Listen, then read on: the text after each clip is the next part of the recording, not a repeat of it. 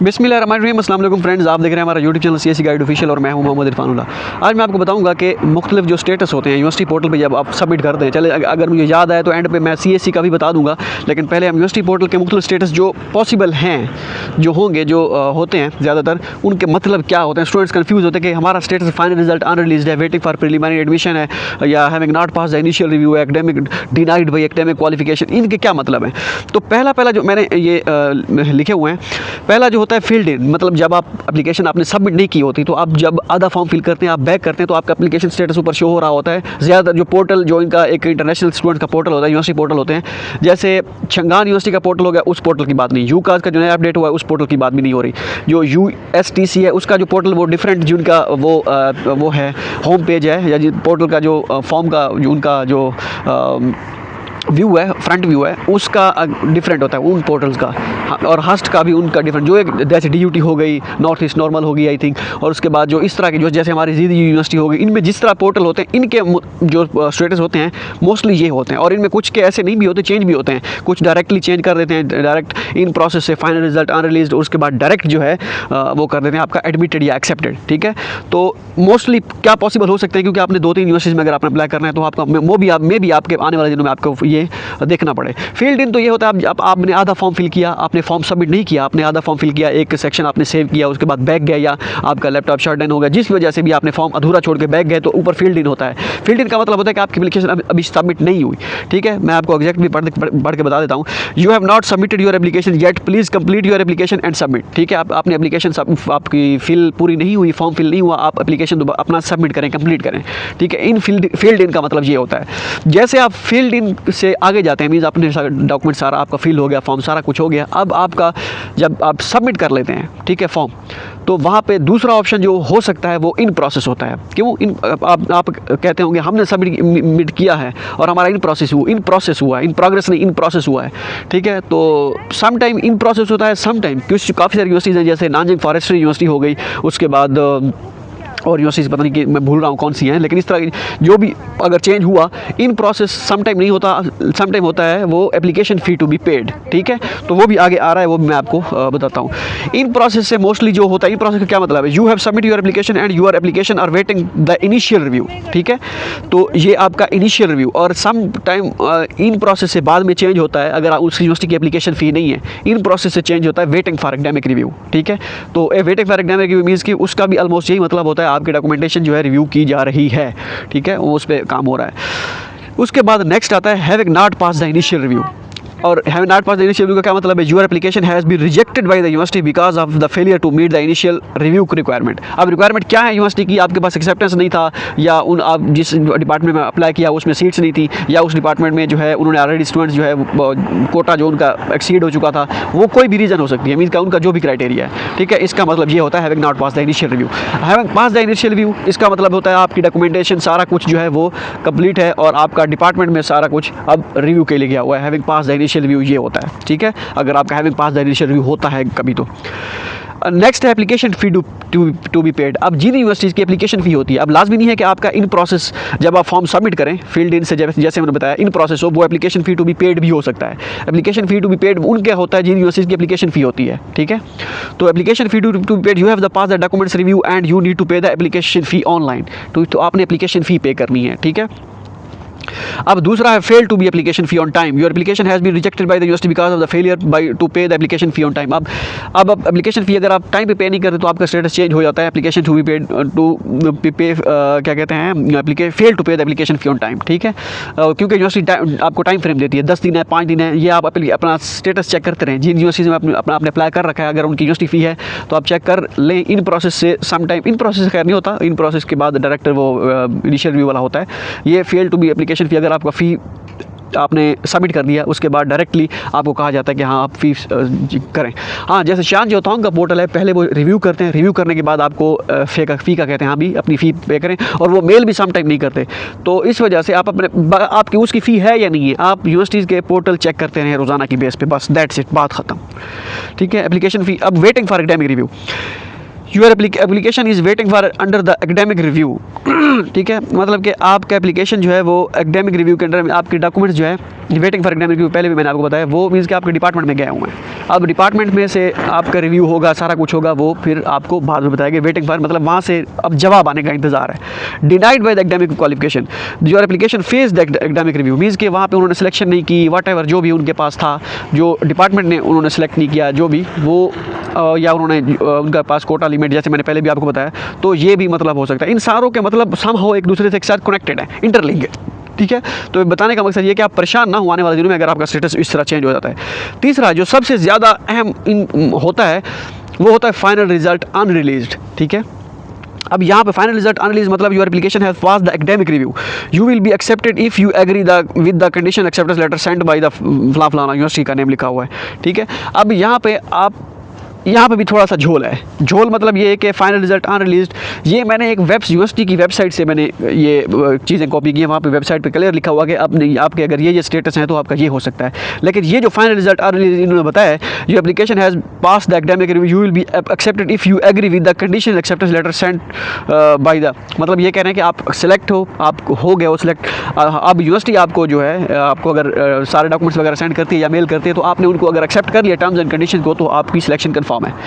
यहाँ पे final result unreleased मेरे काफ़ी सारी, जो साउथ वेस्ट जोतांग यूनिवर्सिटी हो गई, उसके बाद ये दाले यूनिवर्सिटी ऑफ टेक्नोलॉजी हो गई, इस यूनिवर्सिटी में मैंने अप्लाई किया था 2020-21 में, 20 में आई थिंक, 21 में नहीं, सॉरी 20 में, 19 में, 17, 18, 19 में, 3 साल, तो मेरा फाइनल रिजल्ट अनरिलीज हुआ था, ठीक है। अगर इनको देखा जाए तो मतलब कि मेरी सिलेक्शन हो जानी चाहिए, लेकिन मेरी नहीं हुई थी, और काफ़ी सारों की नहीं हुई और अब भी ऐसा होता है पिछले भी 1-2 सालों से। तो इस स्टेटस का एग्जैक्ट मतलब ये वाला नहीं हो सकता, ठीक है। बाकी सारे ऊपर नीचे जो हैं वो समो हैं, लेकिन इसका ये है कि मैं आपको बता देता हूँ, इसका फाइनल रिजल्ट अनरिलीज का मतलब ये है कि आपकी जो एप्लीकेशन है वो डिपार्टमेंट से ऑलमोस्ट जो है अप्रूव हो चुकी है, ठीक है। आपका सारा कुछ वो है, ओके है, ठीक है। अब फाइनल डिसीजन जो है वो यूनिवर्सिटी के पास है। उसका क्या होता है, इसमें भी आपके 50-50% चांसेस होते हैं। अगर आपका फाइनल रिजल्ट अनरिलीज्ड होता है, इसका मतलब ये नहीं है कि आप बस आपका रिजल्ट आने वाला है, बाकी सारी चीज़ें ओके हैं, हाँ बिल्कुल ओके हैं। इसका मतलब ये नहीं कि आपकी सिलेक्शन ऑलमोस्ट कन्फर्म है, बस आपको रिजल्ट मिलने वाला है, ऐसा नहीं है। इसका मतलब ये है कि बस यहाँ पे आपके 50-50 चांसेस हैं, ऑलमोस्ट आपका सारे स्टेप क्लियर हो चुके हैं, बस आप रिजल्ट जो है वेट कर लें, उसमें आपकी हाँ या ना हो सकती है। अब इसके मुताबिक ये जो फाइनल रिजल्ट अनरिलीज है, आपको हाँ ही होगी, सिर्फ आपने खुद टर्म्स एंड कंडीशन को जो है वो एक्सेप्ट करना है, लेकिन इस तरह नहीं होता, वो रिजल्ट अभी भी यूनिवर्सिटी के हाथ में होता है, ठीक है। नेक्स्ट है जी एक्सेप्टेड। अगर एक्सेप्टेड होता है स्टेटस, ठीक है, you have been accepted by the university, your visa application form for study in China blah blah blah, ठीक है, और वेटिंग प्रोसेसिंग। तो एक्सेप्टेड का मतलब ये होता है कि आपका एडमिशन कन्फर्म है, ठीक है। एक्सेप्टेड और एडमिटेड ये दोनों सेम है। अगर आपका एडमिटेड होता है या एक्सेप्टेड होता है तो आपका कन्फर्म है, आपको डॉक्यूमेंटेशन आपकी बस में ऐसे समझिए, आपकी वो जो JW है, जो वीज़ा फॉर्म होता है, और उसके बाद एडमिशन नोटिस होता है, वो आपको सेंड कर दिया जाएगा।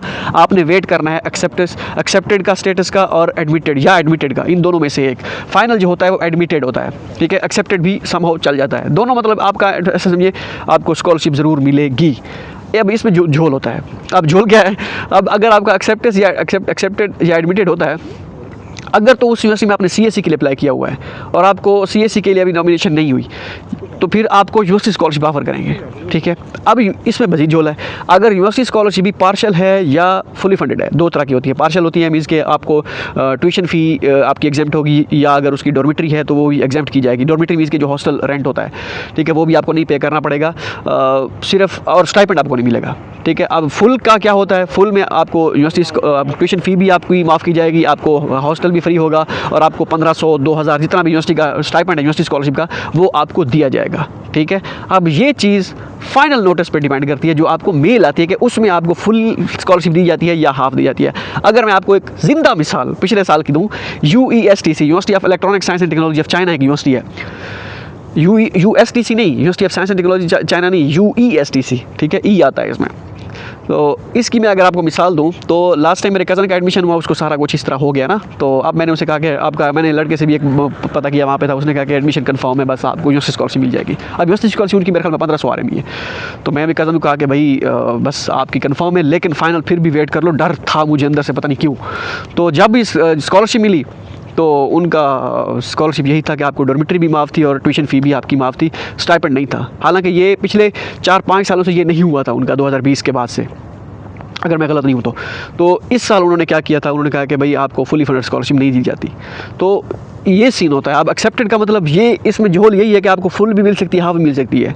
अगर पिछले साल उनकी फुल थी, जैसे इसकी बात करें ये DUT की, DUT में भी ऐसा ही है, आपको स्टाइपेंड नहीं दिया जाता वहाँ पे। अगर अगर आपकी पार्शियल फुल स्कॉलरशिप है, यूनिवर्सिटी स्कॉलरशिप जो है, अगर फुल है तो आपको 1500 RMB स्टाइपेंड मिलता है मास्टर वालों को, ठीक है। PhD वालों को 1800 मिलता है या 2000 में, मुझे ये इतना कंफर्म नहीं है। तो ये चीज़ें एक्सेप्टेड और एडमिटेड में होती है। आखिरी जो फाइनल जो जिसे कहते हैं ना पत्थर पे लकीर होता है कि हाँ भी आपको स्कॉलरशिप के स्टाइपेंड होगा या नहीं होगा, वो आपको मेल पर डिपेंड करता है। जो आपको मेल आती है और स्टाइपेंड जो आपका एडमिशन नोटिस आता है वहाँ पे लिखा होता है। तो ये सारे मतलब हैं।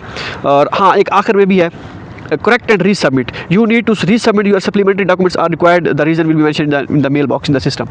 मीन्स के correct and resubmit का मतलब ये होता है कि आपके डॉक्यूमेंटेशन में आपका आपका फिजिकल एग्जामिनेशन फॉर्म में आपने आपका चेंज करने वाला, अपडेट करने वाला है, या उसमें आपने ब्लड टेस्ट रिपोर्ट अटैच नहीं की, या जो भी यूनिवर्सिटी की रिक्वायरमेंट होती है, या फिर आपने एक्सेप्टेंस लेटर जो फॉर्मेट था पुराना यूज़ किया हुआ है, या आपके रिकमेंडेशन लेटर फॉर्मेट के अकॉर्डिंग नहीं है, कुछ भी वजह हो सकती है, वो आपको मेल में बताते हैं कि ये आपकी वजह है, इसकी वजह से आप ये वाली फलां डॉक्यूमेंट्स अपडेट करके दोबारा फॉर्म सबमिट करें। करेक्ट एंड रीसबमिट का मतलब ये होता है। और ये स्टेटस जहाँ पे field in progress, final result on release, waiting for exam review, उसके बाद ये fail to be application fee paid on time है, ये भी जितने या वहाँ पे ये करेक्ट एंड रीसबमिट वाला ऑप्शन होता है, वहाँ पे आपने फिर करेक्ट करके वो सबमिट करना होता है। ये मतलब होते हैं। ये थे यूनिवर्सिटी स्कॉलरशिप के मतलूबात, ठीक है, मतलब, ठीक है, या मतलब जो भी है, ठीक है, वो थे। अब यूनिवर्सिटी CSE स्कॉलरशिप की बात करें तो CSE आप जब पहला फॉर्म आप सबमिट ये करते हैं, क्या कहते हैं, हाँ सबमिट करते हैं, आपका स्टेटस भी होता है सबमिटेड, या फील्ड इन भी होता है अगर आप सबमिट नहीं करते, अगर आधा फॉर्म फिल करते हैं, डॉक्यूमेंट्स अपलोड करके सबमिट नहीं करते, अगर सबमिट कर लेते हैं तो सबमिटेड आ जाता है आपका स्टेटस। अगर आप कहते हैं कि आपने विदड्रॉ करना है, आपने चेंज करनी है, तो आप विदड्रॉ वाले ऑप्शन पे क्लिक करते हैं, फिर आपका अनसबमिटेड आता है, सॉरी फील्ड नहीं आता, वहाँ पे अनसबमिटेड आता है, ठीक है। अगर आप सबमिट नहीं करते, अनसबमिटेड होता है, ये एजेंसी नंबर वाले ऑप्शन पे जाके होता है, ठीक है।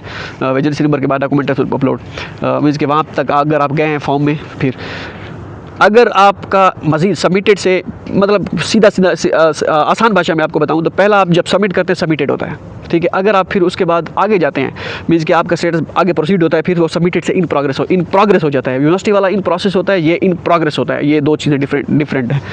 तो इन प्रोग्रेस होता है, जब सबमिटेड होता है तो आप अपना फॉर्म चेंज कर सकते हैं, लेकिन आप जब इन प्रोग्रेस होता है फिर आप अपना फॉर्म चेंज नहीं कर सकते। ये दो चीज़ें। इसके बाद नेक्स्ट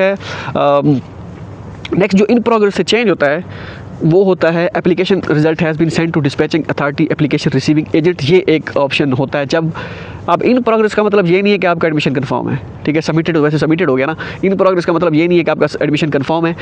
इन प्रोग्रेस से आगे जब जाएगा application result has been send to dispatching authority application receiving agent, ये आपको जून के एंड में पता चलेगा, मई के एंड में या जून में जाके आपका स्टेटस चेंज होगा, ठीक है। तो तब आपका जो वो है एडमिशन 99% कंफर्म है। तो ये दो चीज़ें हैं। ये आखिरी, अगर आपका स्टेटस फाइनल ये उसमें आ जाता है, application result has been send to dispatching authority application receiving agent, आने वाले दिनों में मई जून में जाके तो आपका एडमिशन लोहे पे लकीर है जिसे कहते हैं ना, मैं कहता हूँ, तो वैसे पत्थर पे लकीर कहते हैं, पत्थर पे लकीर है, तो वहाँ पे आपका एडमिशन जो है वो कंफर्म होता है, ठीक है। तो ये जो है स्टेटस। अब और भी स्टेटस होते हैं, जैसे USTC का, university of science and technology of China का पहले होता है, उनका इन प्रोसेस होता है, उसके बाद फाइल अंडर रिव्यू होता है, सेकंड फाइल अंडर रिव्यू होता है, उसके बाद फिर एक्सेप्टेंस या जो भी होता है। तो उनके भी आपका यही होता है, बस लुबे लुबाब यही है कि अगर आपका फाइनल रिव्यू, हाँ फर्स्ट रिव्यू पास या फाइनल रिव्यू ये पास होता है, वो इस तरह भी होता है। पहला होता है फाइल अंडर रिव्यू, मीन्स की एप्लीकेशन अंडर रिव्यू में है, उसके बाद फर्स्ट सेकंड अंडर रिव्यू, उसके डॉक्यूमेंटेशन का हिसाब किताब होता है, जो डिपार्टमेंट एप्लीकेशन होती है वहाँ पे उनका हिसाब किताब होता है वो, उसके बाद भी एक्सेप्टेड है जो भी होता है। यूकाज का जो आंसू स्कॉलरशिप होता है उनका वेटिंग फॉर प्रिलिमिनरी एडमिशन होता है एक, और छंगा यूनिवर्सिटी का, दोनों पोर्टल सेम है। अब एग्जैक्ट क्या है, वेटिंग फॉर प्रिलिमिनरी एडमिशन भी अगर आपका हो जाए तो उसका भी यही होता है कि आपके डॉक्यूमेंट्स जो है वो डिपार्टमेंट में है, ठीक है। तो ये सीन होता है एग्जैक्ट। होप सो ये वीडियो आपके लिए फ़ायदेमंद साबित हो। पिछले आधे घंटे से बोल रहा हूँ, पहले वीडियो एक बनाई है, उसके बाद फ़ौरन ये वीडियो बनाई है, गला हो गया है खुश्क, ठीक है। तो मिलते हैं, आज धूप निकली हुई है बहुत ज़बरदस्त वाली, और हमने कहा चलें मौके पे चौका मारते हैं। जब जाते हैं पानी शानी पीते हैं कोई, उसके बाद 4 बजे हमारी चाइनीज़ लैंग्वेज क्लास है, फिर चलते हैं क्लास में। मिलते हैं अगली वीडियो में, दुआ में याद रखिएगा। अल्लाह हाफ़िज़।